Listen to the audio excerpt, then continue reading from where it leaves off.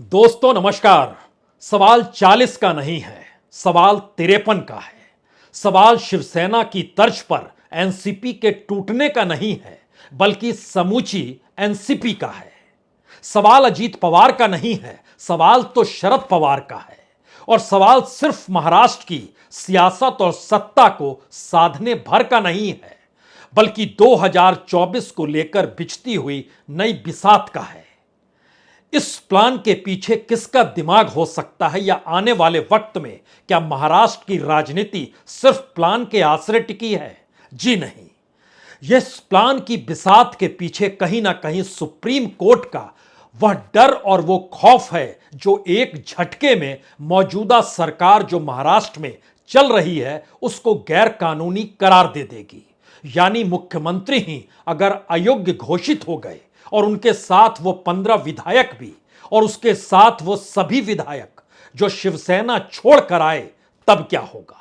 Supreme court की नजर और सुप्रीम कोर्ट का फैसला सिर्फ महाराष्ट्र की राजनीतिक सत्ता को लेकर परिभाषित नहीं करेगा, क्योंकि जो बहस हुई और जो संविधान पीठ बैठी उसने स्पीकर और डिप्टी स्पीकर की भूमिका भी बहुत महत्वपूर्ण है। और इस प्रक्रिया में पहली बार राज्यपाल की भूमिका, जो राज्यों में बैठकर केंद्र के इशारे पर सत्ता इधर से उधर करने की ताकत रखते हैं और विधानसभा डिगा सकते हैं, उस पर भी किसी फैसले का इंतजार क्या इस देश को है? और महाराष्ट्र के भीतर इसको लेकर तमाम पॉलिटिकल पार्टीज चौकन्नी हो चली है। लेकिन चौकन्ना तो उसे होना चाहिए जिसकी सत्ता जा रही है, या जिसे लग रहा है कि उसकी सत्ता बन जाएगी। लेकिन इस कश्मकश के बीच आज सुबह 10 बजे जब गौतम अडानी दक्षिणी मुंबई के सिल्वर ओक में पहुंचे, जो कि शरद पवार का घर है, और तकरीबन 2 घंटे 10 मिनट तक यह बैठक चली, तो एक झटके में महाराष्ट्र की राजनीतिक जमीन की पूरी लकीर खिंचते खिंचते दिल्ली भी पहुंच गई। बीजेपी महाराष्ट्र की सत्ता खोना नहीं चाहती है, शरद पवार सत्ता के बाहर रहना नहीं चाहते हैं।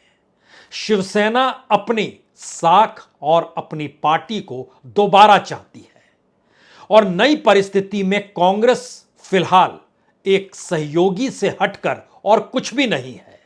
और महाराष्ट्र के भीतर की 48 लोकसभा की सीटें बहुत साफ बतलाती हैं कि मौजूदा वक्त में जो गठबंधन चल रहा है उससे लाभ बीजेपी को नहीं होगा। और यह भी दूसरी तरफ है, जो इस देश के भीतर की सियासत है उसमें विपक्ष की हथेली खाली ही रह जाएगी। तो फिर शरद पवार जिस महाराष्ट्र को अपनी उंगलियों पर सियासत के आसरे नचाते रहे, क्या पहली बार वह खुले तौर पर सक्रिय हो गए हैं? गौतम अडानी यूं ही नहीं पहुंचे, अजीत पवार यूं ही इस दौर में हंगामा नहीं बचा। इस दौर में उनकी बेटी सुप्रिया सूले ने यूं ही नहीं कहा कि 15 दिनों के भीतर 2 धमाके होंगे। एक धमाका सियासी तौर पर जो महाराष्ट्र को प्रभावित करेगा, और दूसरा धमाका दिल्ली को प्रभावित करेगा। और इस दौर में यूं ही शरद पवार ने जेपीसी को बकवास बताने में कोई देरी नहीं की कि अडानी कांड को लेकर जेपीसी की मांग बेईमानी है। यानी सियासत के नजरिए से समझिए तो क्या शरद पवार का यह प्लान महाराष्ट्र की राजनीति और मोदी सत्ता की राजनीति में नए डोरे डाल रहा है, या फिर मौजूदा वक्त में शरद पवार को यह लग चुका है कि विपक्ष की राजनीति किसी परिणाम तक पहुंचेगी नहीं, और इस प्लान के तहत महाराष्ट्र भी चाहिए और केंद्र में दखल भी चाहिए। और मोदी सत्ता जानती है कि बिहार अगर नहीं सधा, जो मुश्किल होता चला जा रहा है, तो ऐसे में महाराष्ट्र भी अगर नहीं सध पाया और इस दौर में कोई परसेप्शन अगर उनके खिलाफ बनता चला गया, तो स्थितियां नाजुक हो जाएंगी। यानी संकट 2024 को लेकर भी होगा, तो कोई रिस्क 2024 को लेकर नहीं उठाना है। तो क्या सुप्रीम कोर्ट की फाइंडिंग ऐसी आ रही है, इसके संकेत केंद्र सरकार को मिल चुके हैं क्या? या फिर जो बहस जब हो रही थी और अटॉर्नी जनरल जिन सवालों को उठा रहे थे, अगर उसको भी एक स्टेज बाय स्टेज परखना शुरू करें, तो फैसला आएगा, और फैसला शायद मौजूदा सत्ता के अनुकूल ना हो, क्योंकि जो सवाल उस दौर में संविधान पीठ ने किए और उसकी अगुवाई कोई दूसरा जस्टिस नहीं बल्कि चीफ जस्टिस चंद्रचूड़ खुद कर रहे थे, जो एक लिहाज से मैसेज है। और जाते आखिरी दिन जो था, जो 16 मार्च 2023, जब वो आखिरी सुनवाई खत्म हुई और उसके बाद उन्होंने कहा फैसला सुरक्षित है, तो उस फैसला सुरक्षित का मतलब बहुत साफ था कि उससे पहले उन्होंने इंडिकेशन दिए थे कि भारत की राजनीति के भीतर जो कानूनी और संवैधानिक प्रक्रिया है उसको लेकर फैसला देना है। यह फैसला क्या गैर कानूनी तरीके से महाराष्ट्र की राजनीति को साधने की दिशा में बढ़ गया? क्या शिवसेना को जिस तरीके से तोड़ा गया राज्यपाल की उस पर खास लगाव था? इस दौर में स्पीकर और डिप्टी स्पीकर की भूमिका को लेकर जो अलग अलग बहस शुरू हुई, उसमें क्या वाकई कहीं कोई दखल बीजेपी, सत्ता, गवर्नर सभी की थी क्या? इन सारे सवालों के मद्देनजर आज जरा सिलसिलेवार तरीके से महाराष्ट्र का एक एक पन्ना खोलिए। गौतम अडानी की पहल यूं ही नहीं हो सकती और अडानी की पहल बिना दिल्ली की इजाजत के संभव नहीं है। और अडानी अगर मिलते हैं तो उनको जेट सिक्योरिटी मिली हुई है। सिक्योरिटी का पहला काम होता है उनके पूरे मूवमेंट्स कहां, कैसे, किस रूप में हो रहे हैं उसकी जानकारी पहुंच जाती है दिल्ली हाईकमान के पास। तो शरद पवार के पास कोई गुफ्तगू करने या कोई गुप्त बैठक की परिस्थिति पनप नहीं सकती है। यह इंडिकेशन दिल्ली से होगा और दिल्ली से अगर इंडिकेशन होगा तो उसके बीते 48 या 72 घंटों को अगर परखिएगा तो अजीत पवार सुर्खियों में क्यों रहे, सुप्रिया सूले का बयान क्यों आया, इस दौर में एकनाथ शिंदे की मायूसी क्यों झलक रही थी, सावरकर के मुद्दे पर शरद पवार राहुल गांधी को चुप कराने की दिशा में कैसे बढ़ गए, और समूची विपक्षी एका को लेकर जो सवाल शरद पवार ने उठाए, क्या यह कहा जा सकता है कि समूची बिसात शरद पवार की? और नजर आ रहा था कि कहीं अमित शाह भी मूव कर रहे हैं जब वो मुंबई पहुंचे, लेकिन मुंबई के उनके उस समारोह में जो 13 लोगों की मौत हो गई, उसने भी एक संकेत दे दिए कि महाराष्ट्र को साधना, राजनीतिक डोर को पकड़ना दिल्ली के बूते नहीं चलेगा। अगर शरद पवार की मौजूदगी उसके खिलाफ चली गई तो क्यों नहीं शरद पवार को साथ ले लिया जाए? क्या यह इंडिकेशन अडानी के मूवमेंट के साथ खुले तौर पर उभर कर आ गया? क्योंकि तमाम विपक्ष के नेताओं के बीच एक लकीर बड़ी साफ है कि अडानी और मोदी के रिश्ते, अडानी कांड का उछलना, जेपीसी की मांग करना और भ्रष्टाचार जो इस देश में देश को बेचने को लेकर अडानी कांड के जरिए उभरा है या इस देश के कॉरपोरेट प्रेम से उभरा है, उस पर विपक्ष कोई सहमति करना नहीं चाहता है। तो क्या अडानी एक झटके में शरद पवार से मिलने पहुंच गए? ऐसा नहीं है। अब यहां से पूरी प्रक्रिया शुरू होती है सुप्रीम कोर्ट को लेकर, और सुप्रीम कोर्ट इसलिए महत्वपूर्ण है क्योंकि चंद बातों को हम याद दिला दें जिसके बाद चीजें कुछ साफ हो जाएंगी कि मौजूदा वक्त में जो प्लानिंग चल रही है उसका असल में अंत कहां पर होगा या फिर मकसद क्या हो सकता है। संविधान पीठ बैठी, 16 मार्च को उसने कहा था फैसला सुरक्षित। यह फैसला हर हाल में या तो इस महीने या अगले महीने के पहले हफ्ते तक आना ही है, क्योंकि जो संविधान पीठ के 5 जस्टिस थे उसमें एक सीजीआई थे, दूसरे जस्टिस शाह थे, तीसरे जस्टिस कृष्ण मुरारी थे, चौथे जस्टिस हिमा कोहली थी, पांचवें जस्टिस नरसिम्हा थे। और जस्टिस शाह जो है अगले महीने यानी 15 मई को वो रिटायर हो रहे हैं। फैसला उससे पहले आना है। 20 मई से ग्रीष्मकालीन छुट्टियां भी शुरू हो जाएंगी। फैसला उससे पहले आना है और कानूनी रूप से महत्वपूर्ण होगा यह फैसला। देश की सियासत पर बड़ा असर डालेगा यह फैसला।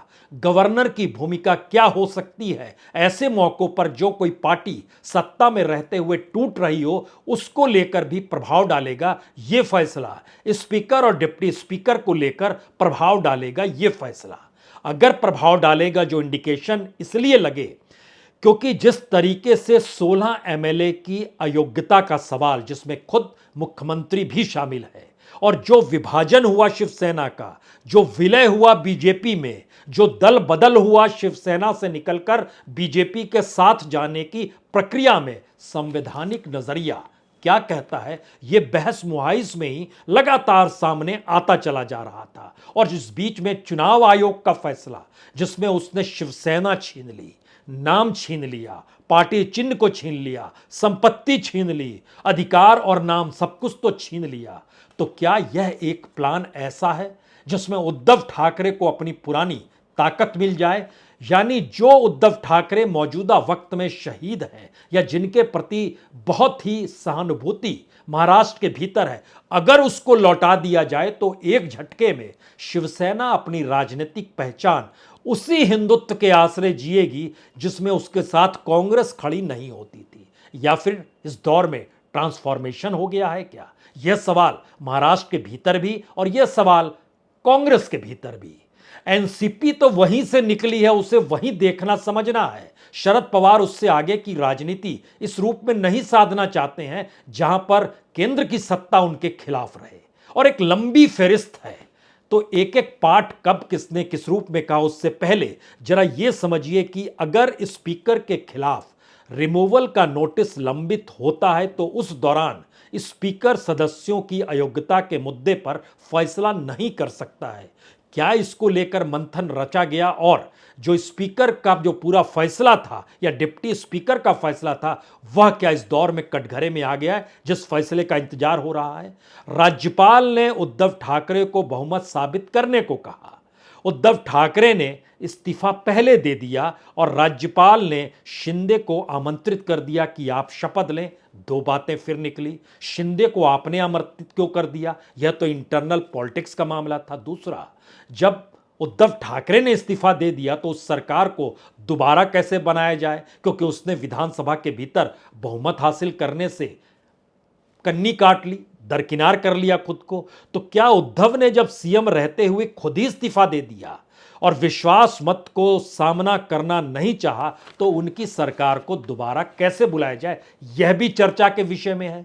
एक एक पॉइंट को जरा नोट करते चले जाइए, क्योंकि फैसला बताने जा रहा है कि महाराष्ट्र के भीतर की राजनीतिक उथल पुथल में बीजेपी को अगर सत्ता चाहिए तो उसे बहुमत साबित करना होगा, और वह बिना शरद पवार के संभव नहीं है। और अगर शरद पवार सोचते हैं कि एमवीए दोबारा सत्ता में आ जाएगी, तो शायद ये 2019 भी नहीं है, जब अजीत पवार देवेंद्र फडणवीस के साथ डिप्टी सीएम की शपथ लेने चले गए थे और पूरी बीजेपी का ध्यान उधर था, और एक झटके में शरद पवार ने 3 पॉलिटिकल पार्टीज को मिला के सत्ता बना दी और उद्धव ठाकरे को राजी कर लिया वह मुख्यमंत्री बन जाए। लेकिन 3 बरस 4 बरस होने को आ रहे हैं। 2019 का वो जिक्र है। आज 2023 शुरू हो चला है। पूरी घटना 2022 में हुई।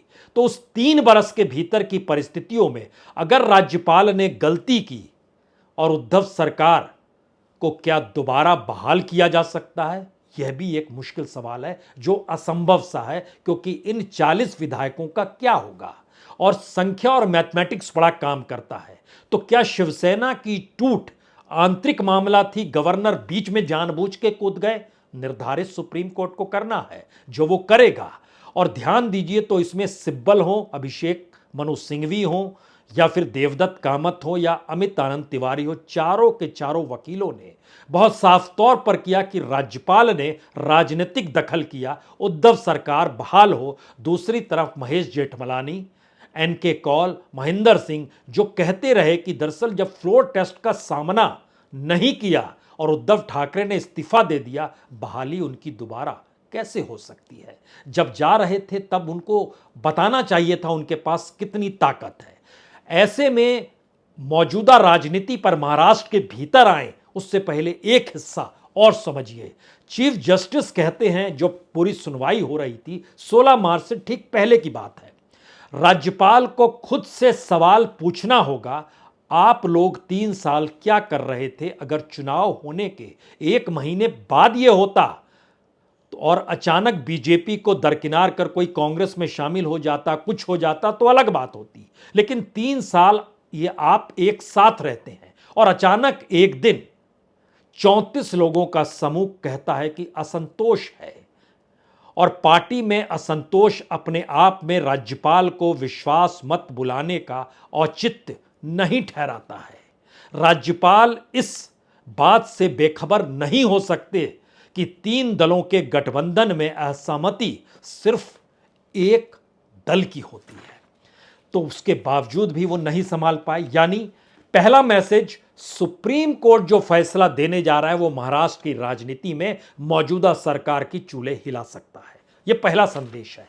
अगला सवाल यहीं से शुरू होता है, प्लानिंग की जो राजनीति चल रही है, क्योंकि महाराष्ट्र विधानसभा के 288 में से बीजेपी के पास 105 हैं और 105 का मतलब वो लगातार कहती आई कि दरअसल हमारे साथ तो शिवसेना भी चुनाव लड़ी थी, जनमत हमारे पक्ष में, हिंदुत्व मतदाता हमारे पक्ष में, लेकिन दूसरी तरफ सुप्रीम कोर्ट और एमवीए जो नया गठबंधन बना उसने कहा ना हिंदुत्व आपके साथ और ना ही जनपक्ष आपके साथ। आपने दरअसल गड़बड़ी की और जिस तरीके से एकनाथ शिंदे और उसके गुट को शिवसेना को तोड़कर निकाला, यह मैसेज है कि सारा खेल सत्ता के लिए था, इसमें कोई हिंदुत्व और जनता ने जिताया इस पक्ष में ना जाइए। तो क्या शरद पवार यहां से एक सेफ गेम की शुरुआत करते हैं? क्योंकि मैसेज सिर्फ अजीत पवार की तरफ से नहीं आए, मैसेज तो प्रफुल्ल पटेल की तरफ से भी आए, सुनील तटकरे की तरफ से भी आए, छगन भुजबल की तरफ से भी आए, धनंजय मुंडे की तरफ से भी आए, हसन मुशर्रफ की तरफ से भी आए। और बड़ी बात यह कि एक लंबी फहरिस्त है जो ईडी के दायरे में भी है। तो क्या ईडी का दायरा हमारे को दबोच ले उससे पहले हम मूव कर जाएं? सियासी धड़कने क्या उस दिशा में जा रही है और इसकी इजाजत दे दी जाएगी? यहां पर एक और बात समझनी होगी कि 2024 में जीत के समीकरण एकनाथ शिंदे के जरिए पूरे नहीं हो सकते हैं। अजीत पवार अपने तौर पर शिफ्ट अगर होते हैं तो उसका कोई मतलब नहीं रहेगा, वो 2/3 के तौर पर जाके उन्हें बीजेपी में शामिल होना होगा और फिर समूची राजनीति इन लोगों की चली जाएगी, खत्म हो जाएगी, जो बीजेपी में चले जाएंगे। तो एनसीपी को ठोस रूप में मौजूद होना होगा। इसीलिए आखिर में कहते हैं अजीत पवार की मैं हलफनामा दे सकता हूं, मैं एनसीपी में ही रहूंगा, लेकिन एनसीपी कहां रहेगी इसका हलफनामा देने को कोई तैयार नहीं है, शरद पवार भी नहीं। क्योंकि राजनीति की धड़कनों का पाठ वो जिस रूप में पढ़ते हैं उसमें हर कोई जानता है कि महाराष्ट्र के हर जिले का में रईस शख्स एनसीपी के साथ है। पुलिस नौकरशाही पर शरद पवार का प्रभाव है, बाहुबल और धनबल महाराष्ट्र की राजनीति में शरद पवार के साथ है। और शरद पवार ने जब जेपीसी का विरोध किया और सावरकर का मुद्दा ना उठाने को कहा, फर्जी डिग्री को लेकर खुले तौर पर कहा यह बेमानी मुद्दा है, इसी तर्ज पर अजीत पवार भी निकल कर आए और उन्होंने कहा कि मोदी की तारीफ करने से नहीं चूके और खुले तौर पर कहा कि दरअसल मोदी डिग्री से नहीं अपने जलवे से जीते हैं। विपक्ष में बैठे हैं, तारीफ हो रही है। ईवीएम को लेकर सवाल उठते थे, अब ईवीएम भी भरोसे लायक हो गया है। तो क्या यह वाकई एक ऐसी स्थिति है जिसमें विपक्ष का साथ धीरे धीरे शरद पवार छोड़ रहे हैं और महाराष्ट्र की राजनीति में वो समझ रहे हैं कि उद्धव ठाकरे को संभालना होगा? तो क्या वो पूरी साख सुप्रीम कोर्ट के फैसले के बाद जब एकनाथ शिंदे धराशायी हो जाएंगे और शरद पवार अपने तौर पर बिसात के जरिए बीजेपी के साथ खड़े अगर नजर आने लगे अपने अलग अस्तित्व को लेकर, तो ऐसे में शिवसेना भी खुश हो जाएगी कि देखिए हमारे पास सब कुछ आ गया। तो क्या उन्हें मना लिया जाएगा कि देखिए अब इलेक्शन कमीशन भी आपको आपका चिन्ह वापस कर देगा, जहां जहां जो संपत्ति है वो आप ही की रहेगी। तो जिनकी बलि चढ़ेगी क्या उसमें ये 16 विधायक और बाकी के भी होंगे? क्योंकि ध्यान दीजिए जब से सरकार बनी है ये पूर्ण रूप से चल नहीं पा रही है। जब हम कहते हैं चल नहीं पा रही है तो इसका मतलब यह भी है कि कैबिनेट में उद्धव ठाकरे की कैबिनेट में 40 लोग थे, 30 कैबिनेट 10 स्टेट मिनिस्टर थे। शिंदे की कैबिनेट में सिर्फ 20 हैं, जिसमें से 8 जो छोड़कर आए हैं वो साथ में खड़े हैं, बाकी बीजेपी के हैं। यानी कैबिनेट भी पूरा नहीं कर पाए, सबको लाभालाभ भी नहीं दे पाए, क्योंकि चीजें उलझती रही और उलझने के साथ आपकी साख को इस रूप में नहीं खड़ा कर पाई जिससे लगे कि आप साथ हैं तो हम जीत जाएंगे। दिल्ली की बेचैनी सबसे बड़ी एकनाथ शिंदे को लेकर यह भी है। सत्ता तो मिल गई लेकिन अब उसको साधने के लिए जो हुनर चाहिए वह हुनर नहीं मिल पा रहा है। और शरद पवार ने जब सावरकर ने देश की आजादी के लिए इनके बलिदान को कोई नजरअंदाज नहीं कर सकता है, लेकिन इसे राष्ट्रीय मुद्दा नहीं बनाना चाहिए, यह जिक्र जब राहुल के सामने करते हैं तो राहुल भी चुप्पी साध लेते हैं, अब सावरकर पर नहीं करेंगे। इसी बीच में अप्रत्याशित तौर पर अजीत पवार और उनकी पत्नी का नाम जो आरोपों की फहरिस्त में था, जो महाराष्ट्र राज्य सहकारी बैंक एमएससीबी जो था उस घोटाले में ईडी की चार्जशीट के बाद वो गायब हो जाता है, तो भी महाराष्ट्र की राजनीति कुछ चौंकती है। और शरद पवार से जब पूछा जाता है तो शरद पवार क्या कहते हैं? एनसीपी नेता बीजेपी से हाथ मिलाने के लिए दिल से खिलाफ है। लैंग्वेज सुनिए, एनसीपी नेता बीजेपी से हाथ मिलाने के लिए दिल से खिलाफ हैं, लेकिन अगर कुछ ऐसा करते हैं तो उन पर केंद्रीय जांच एजेंसियों में उन लोगों के खिलाफ दर्ज मामलों की वजह से होगा। यह सियासत का एक प्रेशर टैक्टिक्स प्लान होता है जिसमें आरोप हम पर बिल्कुल ना लगे।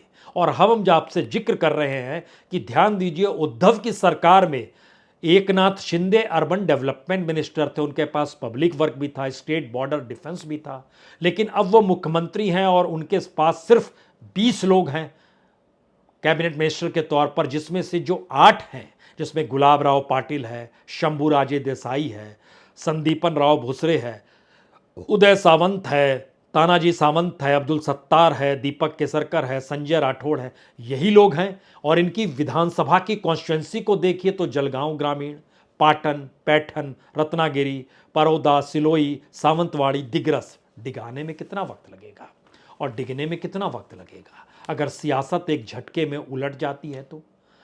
यहां से इस प्लान के 3 बड़े हिस्से इंतजार कर रहे हैं महाराष्ट्र के भीतर का।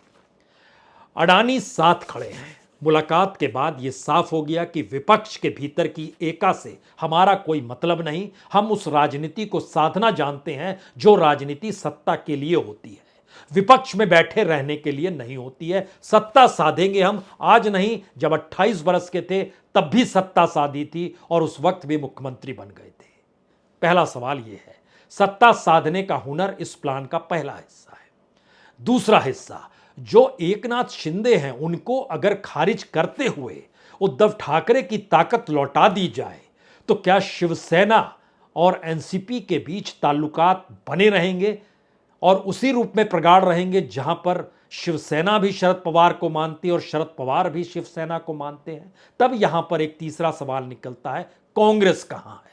और कांग्रेस की सबसे बड़ी मुश्किल यही है कि उसके पास अपना कोई नेता नहीं जो मौजूदा वक्त में बता पाए कि राजनीति इसलिए हो रही है कि सत्ता चाहिए, राजनीति इसलिए नहीं हो रही है कि विभाजन के दौर से या आजादी के दौर से जिस विचारधारा को लेकर चले उस विचारधारा का पाठ इस देश को पढ़ाया जाए। वह उसके बाद हो जाएगा जब सत्ता मिलेगी तब। उससे पहले सत्ता की दिशा में कदम बढ़ाना तो सीखना होगा।